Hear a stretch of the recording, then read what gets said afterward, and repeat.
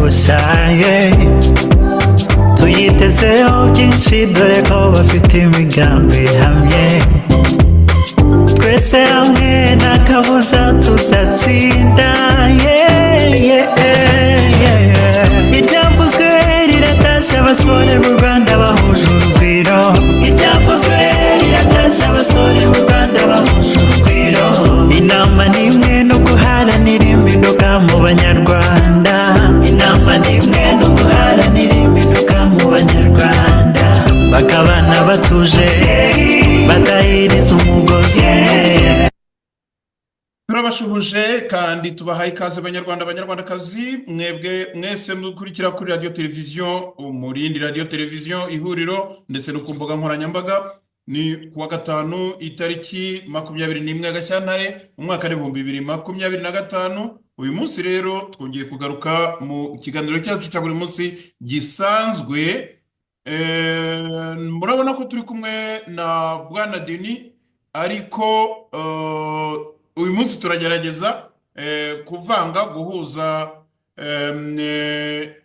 ibyo twajyaga tuganira, turagerageza kuvangamo ibindi. Twajya tuganira cyane ku byerekeranye n'ubukungu, ariko turafata ubukungu noneho bwegeranye na situation igihugu cyacu kirimo muri iki gihe.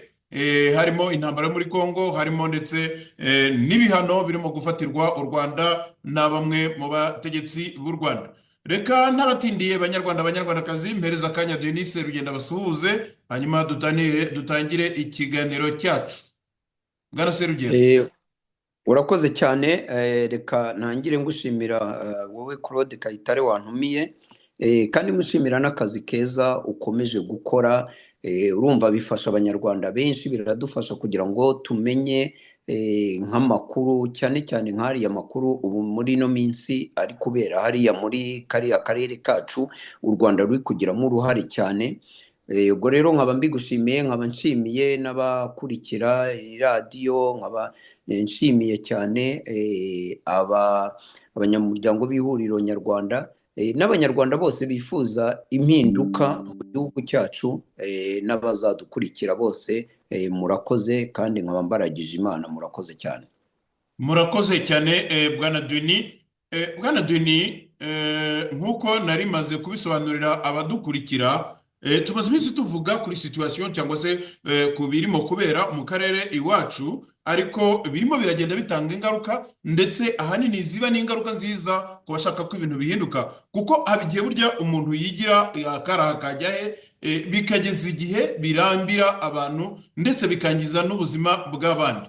Uyu munsi rero tumaze iminsi twumva ibyerekeranye n'ibihano, aho u Rwanda rwasabiwe ibihano mu bihe binyuranye inshuro nyinshi cyane, amahanga agatera hagati mu ryinyo, ariko byatangiye kuzagaragara. Nagira ngo wenda tubanze twumve gatoya aka gace ka video, hanyuma tugaruke tuganirize abantu nyine biturutse ku cyo twumvishe muri iyi video.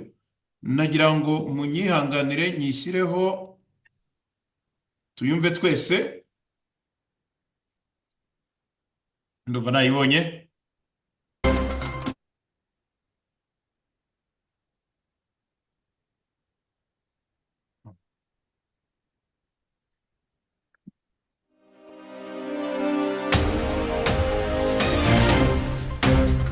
Après la Belgique, les États-Unis d'Amérique envisagent des sanctions contre le régime de Kigali, la famille de Paul Kagame et son entourage proche. Cette décision, qui survient dans un contexte de tensions croissantes dans la région des Grands Lacs, est basée sur plusieurs allégations graves. Les autorités américaines accusent le gouvernement rwandais d'être impliqué dans des crimes contre l'humanité commis dans l'est de la République du Congo, notamment à travers le soutien au groupe rebelle M23. Ce mouvement, actif dans cette région instable depuis plusieurs années, est soupçonné d'avoir perpétré de nombreuses exactions contre la population civile. Par ailleurs, les États-Unis s'inquiètent des pratiques de blanchiment d'argent, trafic d'armes et des minerais et de corruption qui seraient répandues au sein du cercle dirigeant rwandais. Ces accusations, si elles sont avérées, porteraient un coup sévère à l'image du pays, souvent présenté comme un modèle de gouvernance en Afrique. La circulation illégale d'armes à feu est également mise en avant, alimentant les conflits dans la région et contribuant à la violence et à l'instabilité.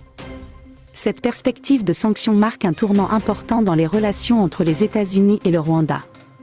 Jusque-là, Washington avait maintenu des liens diplomatiques forts avec Kigali. Cependant, la gravité des accusations semble avoir poussé l'administration américaine à reconsidérer sa position, ce qui pourrait avoir des conséquences économiques et politiques significatives pour le Rwanda. La réaction officielle du Rwanda à ces menaces de sanctions reste à observer. Le pays a déjà démenti les allégations de soutien au M23, mais ces nouvelles accusations pourraient compliquer encore davantage sa position internationale. Cette situation souligne l'urgence d'une médiation internationale et d'une investigation indépendante pour établir les faits et trouver des solutions durables à la crise dans la région des Grands Lacs.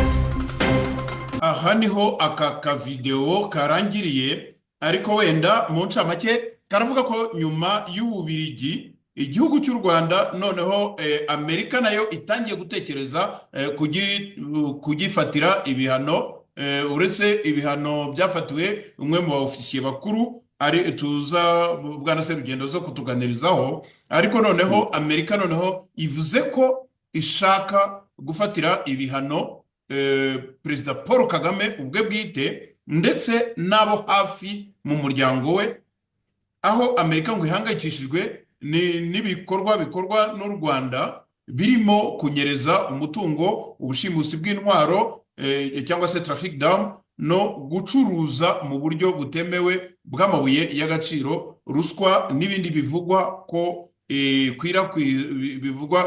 ikwirakwira mu buyobozi bw'u Rwanda. Inkomoko rero y'ibi bihano bakomeje gusabirwa n'ibihugu bitandukanye ndetse n'imiryango itandukanye mpuzamahanga, bikomoka ku ntambara u Rwanda rwakuruye muri Repubulika Iharanira Demokarasi ya Kongo. Aka kantu bwana Serugendo ngahereyeho, ntabwo ari uko nashatse kugutwarira umwanya, ngahereyeho cyane cyane kubera ko nari maze mfite ikibazo cy'intore zinyandikira zimbwira ngo Amerika ngo irabashyigikiye, ngo Trump yaratowe, ngo Trump yihanije abantu bashakaga ko menya ngo ari umunyamakuru washakaga kumuganiriza ku by'u Rwanda na Kongo, aramubwira ati ibyo byihorere ntabwo nshaka kubijyamo ibintu nk'ibyo. Ubu noneho tubonye intangiriro, noneho intore tuze kureba icyo ziza kutubwira. Bwana Serugendo rero tugarutse kuri ku kiganiro mwaduteguriye, u Rwanda baravuga ko ngo rwiyemeje guhara amayero agera kuri miliyoni 140 yari inkunga y'Ububirigi. Ibyo bintu byaba bivuga iki?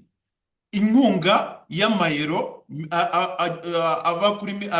agera kuri miliyoni 140 nako zirenga. Ibyo bintu byaba bivuga iki? U Rwanda koko rwakwivutsa ari amafaranga gutyo gusa, mukurikije n'ingengo y'imari, mukurikije naho mu by'ukuri amafaranga akora mu ngengo y'imari y'u Rwanda akomoka bwana Serugendo? Urakoze cyane, reka mpere kuri icyo kibazo kuko cyanyuma ubajije, kuko ni ikibazo cyiza. Reka twibukiranye no kubazatwumva bose, cyane cyane nk'abirengagiza cyangwa se bashobora kuba batabizi, u Rwanda ni igihugu kigendera ku nkunga y'amahanga cyane cyane buriya butegetsi bwa Kagame. Biriya bakunda kuvuga ngo iterambere ngo ryagezeho, iriya terambere akenshi ryagezeho kubera ibihugu byo hanze byameze nk'ibigira iyo sense ya guilt yo kuvuga ati ntago twakoze ibihagije ngo tube twahagarika buriya bwicanyi bwabaye mu Rwanda cya jenoside. Noneho ubutegetsi bwa Kagame bubigenderaho, noneho biboneramo inkunga nini cyane. Igihugu cy'u Rwanda nicyo gihabwa inkunga nyinshi cyane kurenza n'ibindi bihugu bishobora kuba byaragiye bihura n'ibibazo byaba ari iby'intambara cyangwa se ubwicanyi n'andi makimbirane yose. Reka tuvuge no muri kariya karere kacu k'ibiyaga bigari cyangwa se East African Community. Urabona nk'u Burundi bwagiye nabo muri conflict imyaka igeze nko ku 10, ariko ntabwo bwigeze bubona, n'uyu munsi ntabwo bubona inkunga ingana n'iy'u Rwanda rubona, yaba ari na Kongo byo ni n'u Rwanda rutera kariya kavuyo kuva muri 1996, urumva imyaka yose ishize, ariko ntabwo na Kongo yigeze ibasha no kubona inkunga nk'iyo u Rwanda rwabonye. Ni ukuvuga ngo inkunga burya dushobora no kuyibara, u Rwanda rwabonye inkunga ikomeye cyane, yaba ari inkunga financier ijyanye n'amafaranga, ariko n'inkunga politike diplomatique, n'inkunga yo kuba rwakomeza gushyigikirwa, kuvugirwa, kugaragaza ibintu byinshi bikirengagizwa, mapping report, ubwicanyi bwakorewe abakongore n'abanyarwanda bo mu bwoko bw'abahutu muri Congo. Ibyo ni ibintu biri documented, bitari ibanga, ariko kuba nta cyemezo kigeze gifatwa ngo nka Kagame cyangwa se n'abambari be babifitemo uruhare babe bajya kubibazwa, bajyanwa no mu nkiko. Uribuka nk'uriya William Ruto na Kenyatta bari mu matora, hari ubwicanyi bwabaye butari bunakabije, ariko byabaye ngombwa yuko batumizwa muri rujya rukiko rw'Irahe, bajya muri Irahe kwitaba, bari bakiri no ku buyobozi, batanarebye na immunité présidentielle, ubudahangarwa umuntu w'umuyobozi aba afite. Bariya ba Laurent Gbagbo babareze ubwicanyi bajyayo, bariya ba Jean Pierre Mbemba, ariko abantu bose bakomezaga kwibaza ni ukubera iki Kagame, ni ukubera ibi bihugu, ni ukubera cyane cyane ku isonga igihugu cya Amerika. Biriya rero byo kuvuga ngo bahara ngo miliyoni 140 ntago ari byo. Kandi rero ikindi kintu burya gikomeye ibifobagana umuntu yagerageza kwibutsa, ni uko burya ikintu gikomeye ntago ari n'amafaranga, ni icyo gikorwa kiba gikoze, icyo kivuze. Reka twibukiranye ko mu 2013 urabona M23 n'ubundi yaragiye ifata Goma, ariko aho Obama yafashe telefone agahamagara Kagame, yarangiza agafatira ibihano bitari bikomeye cyane, 200,000 byagombaga n'ubundi gufashwa mu buryo bw'ingabo mu migenderanire, abo bari baremeye yuko bazafasha igisirikare cy'u Rwanda, ahita bihagarika. Noneho hari n'ubumenyi training bagombaga guha zimwe mu ngabo z'u Rwanda, nabyo ahita bihagarika. Ariko uribuka yuko Kagame yahise akura ingabo ze na M23 zihita zirekura Goma, noneho Goma irongera isubirana. Icyo gihe Joseph Kabila niwe wari uri ku butegetsi. Ikibazo rero ntabwo byari ayo mafaranga yonyine, ntabwo yari menshi. Ikibazo ni icyo gikorwa, ni icyo kiba kivuze ku ruhando mpuzamahanga. Icya mbere rero ni uko burya barabikora, ariko ntabwo bahagararira aho ngaho. Ni ukuvuga ngo tukwimye iyi support financier, ariko ubwo twanakwimye na support politique diplomatique, baragenda bakanabiganiriza n'abandi. Urabona nk'Ububiligi bwarabivuze, u Rwanda ntabwo rushobora burya kubeshya na biriya Olivier Nduhungirehe ibyo yavugaga ni ibinyoma. Ububiligi bwari bwamaze kubitangaza yuko bwamaze gufata icyemezo cy'uko buzafata ibihano, bugafatira u Rwanda ibihano rero bo banasabaga ahubwo n'ibindi bihugu bari kumwe muri Union Européenne yuko nabo bafatira u Rwanda ibihano. Ijwi ry'Ububiligi ryari rikomeye cyane, baragiye na Tshisekedi bagize ku mugaragaro, bo ntago barumaga bahuha nka biriya bya Emmanuel Macron, ahubwo baravuze bati tugomba kurenga ibintu byo kuvuga ngo sanction, ceasefire, ngo bahagarike imirwano, ngo turakondana, ngo bahagarike imirwano, ahubwo tugomba gutera indi ntambwe igomba kumvisha umuntu wese uzarenga, utazashaka amahoro, uzarenga ku byo bazaba bumvikanye, azabasha kubiryozwa, ku buryo u Rwanda rwari ruzi ibigiye kubabaho. Kuko na Amerika mu byemezo yafashe yari yabanje kubiteganya, yari yavuze ati tuzafatira ibihano impande zombi, tuzafatira imihano igihugu cy'u Rwanda, dufatire na M23 cyangwa se na Congo, mu gihe tuzakomeza kugenda dukora iperereza tukamenya neza mu by'ukuri abari gukomeza kubangamira yuko amahoro yagerwaho. So biriya rero bya miliyoni 140, singiye nkubwiza ukuri, igihugu nk'u Rwanda kiri mu bihugu 20 bikenye ku isi, iriya nkunga ibikenewe.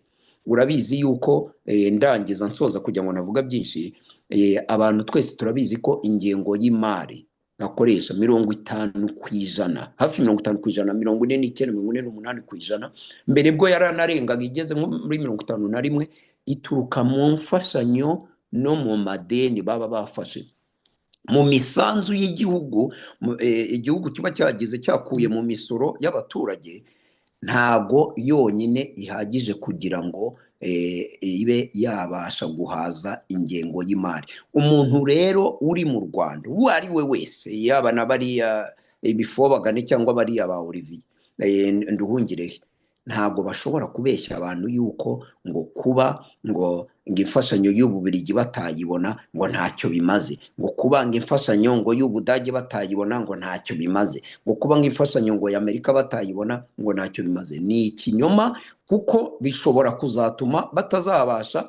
Ikintu cya mbere kuri Kagame, ashobora kutazabasha kubona iriya mfashanyo aha M23, ashobora kutazabasha kubona ubushobozi bwo kuba yakwishyura igisirikare, cyane cyane kiriya gisirikare kinarengeje ubushobozi igihugu mu by'ukuri gifite, cyangwa se ugasanga insina ngufiya zitangiye kuhababarira cyane, yaba ari nk'abarimu, yaba ari nko kwishyura abakozi bandi basanzwe ba leta, ibikorwa bimwe na rimwe byashoboraga gukorwa, kuko icyo gihe uba uzafata amafaranga yabikoraga ukaba wayashyira muri biriya bintu by'imirwano, niba koko mu by'ukuri baba bazabikomeza. Ariko burya ikintu kiba gikomeye cy'ingenzi ntago ari n'ayo mafaranga gusa, ahubwo niyo geste, niyo no kuba uba umaze kubura iyo mfashanyo politike na diplomatike, kuko Abanyamerika cyangwa Ababiligi n'Abadage ntago bahagararira aho ngaho, ahubwo n'abandi babareberaho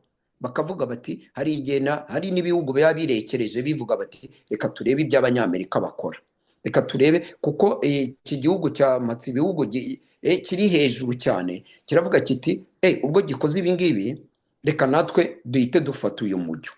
Noneho ugasanga n'ibindi bihugu biratangiye koko bireruye, biravuze biti natwe tugiye gufata sanction. Ugasanga noneho Ubufaransa bukavuga ati ntabwo ari twebwe turi busigara inyuma. Noneho muri Afurika basigaye ko ari twebwe turi kuzana niyo colonialism, turi gukorana, turi guha imbaraga abantu babicanyi, reka duhite twifata, reka natwe tujye muri uyu mujyo. Icyo kintu nubwo ari abafana ba buriya butegetsi cyakagombye kubahangayikisha. Twebwe twifuza impinduka, ni intambwe nziza kandi yanadufashije cyane yo kugira ngo buriya butegetsi bumenyekane kuko mu by'ukuri nk'uko buri. Urakoze cyane. Murakoze Bwana Serugendo, uvuze kuri pourcentage mu by'ukuri u Rwanda rurezinga kuri bije yarwo n'igice rukenera giturutse hanze. Bise bituma nibuka akantu kuko uri muri Amerika, bise bituma nibuka akantu ejo bundi twumvise aho Donald Trump yavuze ko ashaka gufatira ibihano abantu, ibihugu ngo bigikoresha umusoro witwa VAT cyangwa TVA cyangwa VAT nk'uko mu Kinyarwanda tubyita. Ibyo bintu ku Rwanda nzi ko rwajyaga rugendera ku misoro, ndetse rurimo no kuyongera muri iki gihe, rurimo gutakaza imfashanyo. Umuntu akaba yavuga ati ese Trump nazana iryo bwiriza rya VAT cyangwa TVA bizagenda bite Bwana Serugendo? Urakoze cyane. Doko ikintu we abagamije aravuga ati ntago mwakagombye, urabona nka buriya Amerika ibiri gukora ipiganwa n'Ubushinwa, none ikavuga iti twebwe ibicuruzwa byacu akenshi ibyo ducuruza hanze hari igihe abantu batabihitamo kubera ubushobozi, kubera ko biza bihenze ugereranije n'ibiba byaturutse mu Bushinwa. Ubwo rero urumva Trump niba ashaka kuvuga ati, yarabwiye abantu bo muri kino gihugu ati turashaka uburyo ibicuruzwa byacu byanarushaho kujya hanze, isoko rikaguka. Ubu hari miliyari 9 ku isi, kuvuga ati ntabwo rero wacuruza ku gice kimwe gusa cy'abantu, none ngo turekere Ubushinwa usange bwo bwarajyanye ibintu byaho ku isi yose. Ingaruka rero igira, kuko urumva niba uri kugenda wishyura iyo misoro, igicuruzwa kigerayo noneho cyahenze cyane, noneho bigatuma udashobora kuba wapiganwa n'ibindi byaturutse mu Bushinwa. Niyo mpamvu rero we yavugaga ati ibihugu nk'ibyo ngibyo bizajya byitambika cyane cyane bigora ibicuruzwa byacu, ntago tuzabyorohera. Reka ngoye nk'urugero nk'amamodoka, ugasanga nk'amamodoka aturutse mu Burayi bo baragiye basinye, baragiye borohereje. Ni urugero imodoka zajya zituruka mu Bufaransa, ariko noneho izindi zituruka muri Amerika bakazishyiraho nk'ayo mananiza y'imisoro kugira ngo zihite zihenda. Noneho nizihenda umuntu najya ku masoko kujya kugura akavuga ati njye nkeneye ivatiri bari kunyakaya ngaya, n'iyi bari kunyakaya reka nifatire iyi ngiyi ihendutse, bigatuma noneho nk'ubwo ukumira nk'ibyo bicuruzwa biba byagiye bituruka muri Amerika. Nicyo ngicyo Trump rero we ashaka guca, noneho akaba yavuga bati weho niba utabikurikije natwe tuzagushyiraho amananiza, cyangwa se natwe tuzajya tugushyiraho nk'ibihano bijyanye no mu bukungu, kuko akenshi utangira nk'ibyo bihano bijyanye nko mu bukungu kugira ngo wime imbaraga nk'ibyo bihugu. Ni nka biriya bihano turazana byo kongera kubiganiraho, nka biriya baba bafatiye nka bariya ba Kabarebe cyangwa bateganya kuzafatira Kagame n'umuryango we. Ni ukuvuga ngo turakwambura izo mbaraga zituma ubasha gukomeza kwikora ibyo ngibyo, kuba wakomeza kujya gufasha M23. Noneho M23 nitabona ubufasha bw'u Rwanda, nawe niba nta bufasha ugifite, twafunze naho wagendaga gukura tudashobora kwemera, noneho n'amabuye y'agaciro yaturukaga mu Rwanda, yitwa ko yaturukaga mu Rwanda ariko wayakuye mu mibano yo muri Kongo, icyo gihe byanze bikunze nta n'amahitamo yandi uzaba ugifite, kuko ntuzabasha kunesha Kongo nushaka gukomeza kuvuga ngo uri gukomeza kurwana. Ikindi cya kabiri ni nko baba bakubwiye bati nutava no kwizima uwo nguwo muri guhangana, ahubwo noneho nawe turi bwerure, ahubwo tumuhe noneho imbaraga zirenze izo weho ufite. Mu gihe weho twakwambuye izo mbaraga twagufatiye ambarigo, noneho niturangiza uyu wundi we tunamureke, tunamuhe n'izo mbaraga, noneho abashe kugutsensura, kugutsinda. Reka Kagame warabizi, keretse nk'ababa bakiri batoya bo batabyibuka. Urabona nk'irya guverinoma y'abatabazi muri Nations Unies bayifatiye ambarigo, ko ntaho niyo waba ufite amafaranga ko ntawe uri ushobora kuba yakugurishaho intwaro, kandi wanashaka no kuba wanagura n'intwaro mu buryo bw'amagendu cyangwa se mu buryo butanyuze mu nzira y'amategeko. Abo bantu bakaba bakugurisha izo ntwaro bakaba babahana. Tugero babafatiye ambarigo, ariko ntibafatiye ambarigo Uganda. Ni nko kuvuga ngo ahubwo noneho bakareka bakongera bakavuga bati twahaye Uganda intwaro kugira ngo kubera cooperation dufitanye n'igisirikari cya Uganda, ariko nibana kontra bakirengagiza izo ntwaro uri buzikoresha. Mu by'ukuri nko kuvuga ngo turi kuzinyuza kuri Uganda, bikitwa ko ari Uganda, ariko tubizi neza yuko Museveni ari buzihereze Kagame, noneho agahita agira iyo superiority military superiority, noneho bakabasha kuba bakuraho ubwo butegetsi. Nawe natabikora gutyo, byanze bikunze amenye ko ari hari kugana kandi bizaba birangiye. Kongo ikintu gikomeye burya Tshisekedi yakoze cyabakiraga muri position de faiblesse, nuko bari barabafatiye ambarigo. Kubera iki?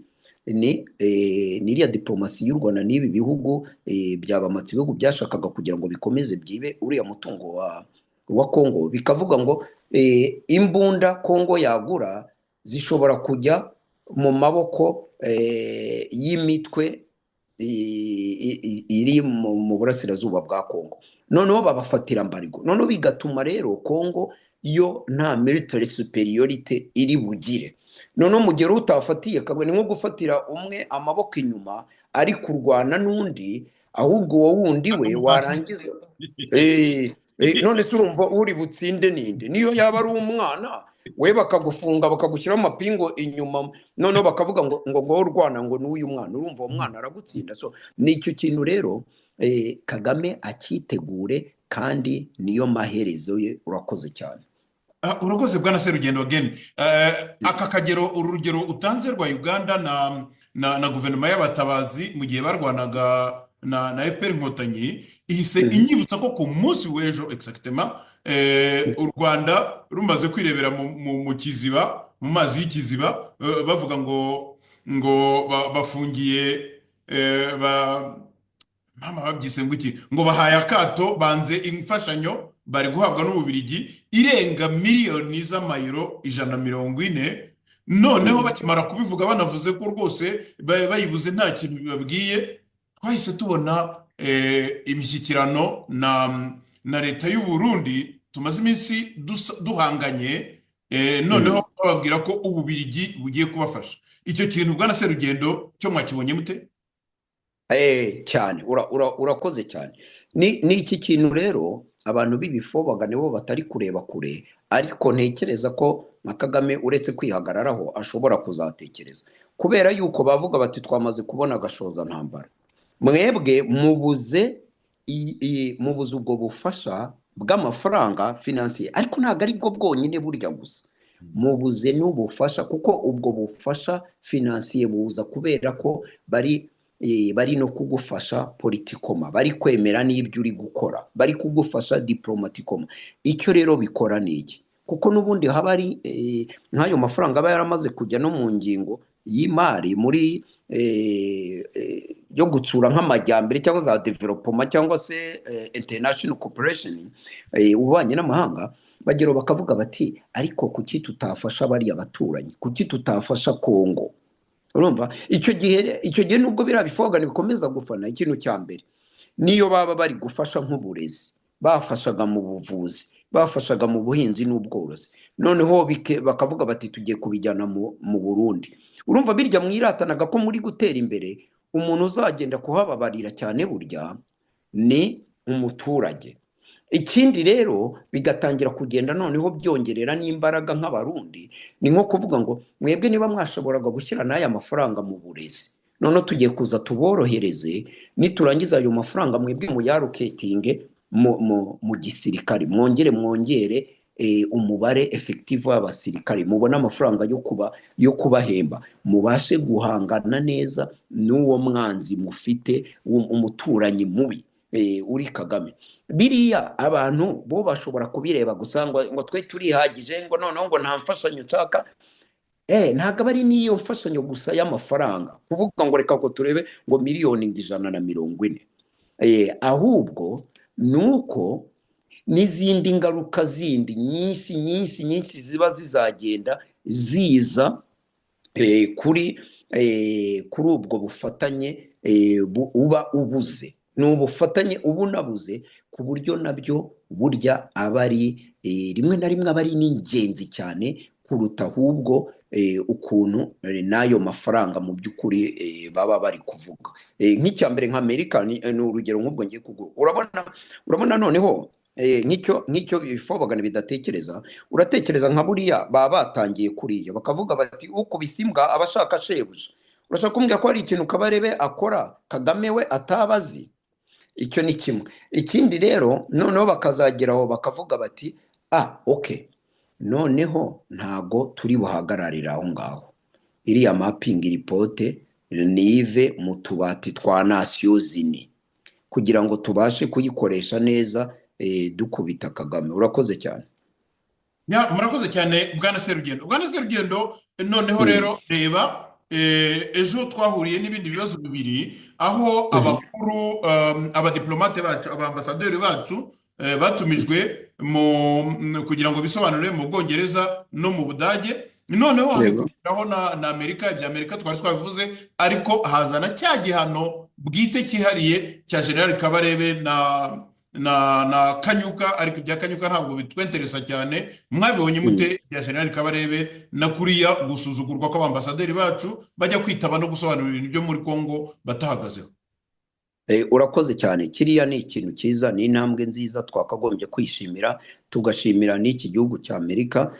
Nk'abantu bari muri opposition tugomba kuzanandika dushimira, kuko iriya Office of Foreign Asset Control ni irakomeye cyane, kuko ikorana na National Security kugira ngo iprotege imbaraga za Amerika, foreign policy Amerika na national security.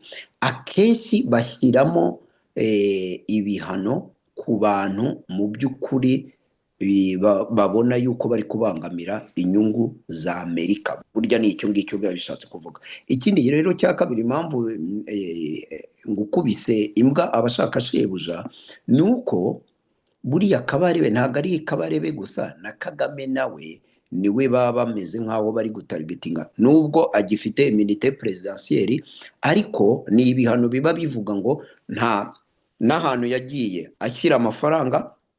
Ikintu nka biriya bifobagane bishobora kwivugisha byabuze ayo bicira nayo bimira, bashobora kuvuga bati se ko nta mitungo yari afite mu Rwanda byagenda gute? Ikintu cya mbere, irya OFAC ikorana n'amabanki yose n'izindi financial institution n'andi makampani asanzwe, kuko buriya bazahita niba hari konti yari afite bahise bazifunga. Ikindi, umuntu ushobora kuba yakorana nawe bashobora kumukurikirana, ubwo nawe bahita bamubuza. Ikindi, niba ari za kampani ashobora kuba yarashyizemo nk'amafaranga, imigabane, bahita nazo zihita zitandukanya nawe ako kanya.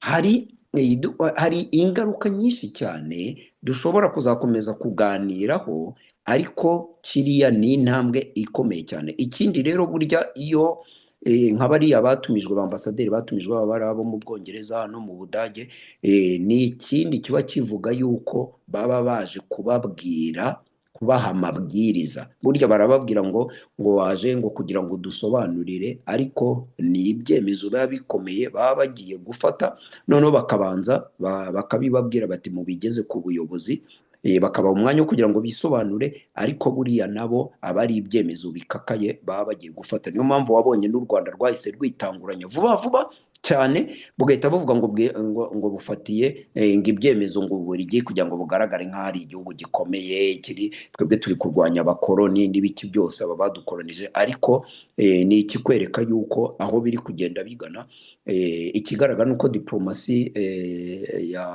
y'abanyekongo iyobowe na Nuria Teresa Kayikwamba Wagner yakoze akazi keza cyane. Iyo ako kazi na military front n'igisirikare nacyo cyakagombye gukora nk'ako kazi, ibintu byagenda neza. Urakoze cyane. Murakoze cyane Bwana Serugendo. Ako kantu urangirijeho nashakaga ngo mfashe tugire ikintu tukavugaho mu munota umwe cyangwa ibiri. Iriya diplomasi Kongo yiyemeje gufata, urareba ugasanga noneho umuntu yagira icyizere ko hari ikintu igiye kumara, kuko Bwana Serugendo, kuva iyi guverinoma nshyashya, kuva aya matora yaba muri Kongo ariho hagiyeho bariya ba Kayikwamba Wagner, hariho hagiyeho bariya ba ministre wa communication Patrick Muyaya na bariya ba ministre bandi bagaciye. Urareba ugasanga noneho ibyo twari tumaze iminsi dutegereje hari ukuntu twaba tugiye kubigeraho. Bateye intambwe igaragara nziza cyane, cyane cyane nk'uriya mudamu yakoze akazi gakomeye cyane muri diplomasi. Erega M23 impamvu tubivuga, urabona ni ibintu twakurikiye bimaze igihe, n'ubundi twari turi muri opposition. M23 mu 2012 na 2013 ubwo yafataga nka Goma, abanyamerika bagafata sanction, Obama agahamagara Kagame, noneho bagakora ziriya ngabo. Icyo gihe Kabila yari timide ukuntu, urumva, niyo mpamvu yanemeye n'amasezerano namwe rimwe na rimwe bamwe bagiye bananenga n'iki byose, bagakora iriya mixage bakazanamo ziriya ngabo. Urabona nk'urya Bosco, reka ng'urugero rukomeye cyane, urabona nk'uriya Bosco Ntaganda yageze hariya Irahe, we ubwe yiyemerera yuko atari umukongore. Ngaho ibaza umuntu uvuga ko ari umunyarwanda, ko kandi ari bunaburane mu kinyarwanda, kandi yari umujenerali ku mwanya nk'uriya mu ngabo z'igihugu. Bikwereka infiltration u Rwanda rwari rwarakoze hariya. Ariko idiplomasi cyane cyane uriya mudamu ukiri na mutoya, by the way, wavutse muri 1983, Teresa Kayikwamba Wagner yakoze diplomasi nziza cyane. Ubona yuko noneho yanatangiye kugenda itanga n'umusaruro. Ikibazo gusa nuko iriya progress tutayibona ku gisirikare. Igisirikare nacyo gikoze progress, nibaza yuko igisirikare cya Kongo ukagabanya na za ruswa bakagira good governance, ntekereza yuko Kongo Kagame atazabasha kongera kuyivogera, cyangwa se n'abari abaturanyi uwo ari wese atabasha kuba yabavogera. Urakoze cyane. Murakoze cyane Bwana Serugendo. Abanyarwanda rero cyane cyane ibifobagane murarye muri menge, kubera ko niba ibihano byatangiye gufatwa bikagenda bitagetinga, byahereye ku manyenyeri yo hejuru bigeze mu rugo kwa Kagame, noneho ubu ngubu n'abadiplomate bacu bari hanze barimo bararya indimi, babuze icyo bavuga. Igisigaye rero amafaranga yo murabyumva, kimwe cya kabiri deja cya budget twari dukeneye ku mwaka mu Rwanda cyamaze kuvaho, bivuge ko noneho ubu ngubu amazi atari yayandi. Reka tubashimire Bwana Serugendo, kandi dukomeze tubwire abanyarwanda tuti turakomeza tubibakurikiranire, kandi namwe mutugezeho ibitekerezo byanyu kugira ngo tubibwire abandi. Ibihe byiza rero, mukomeze mugire weekend nziza tugiye gutangira. Ibiganiro byacu nakagaruka hano Pretoria muri Afrika y'Epfo. Ngiye nitwa Claude Maria Bernardo Kayitare. Murakoze cyane. Urakoze cyane. Ugire ibihe byiza. RNC ihuriro nyarwanda ku isonga mu guhuza abana b'u Rwanda. Twese urubyiruko, namwe babyeyi muhaguruke, vijana na wazee nyote amukeni, tusonge mbele kwa mapambano, tutashinda. Morale juu, RNC ni chama, jiunge nasi.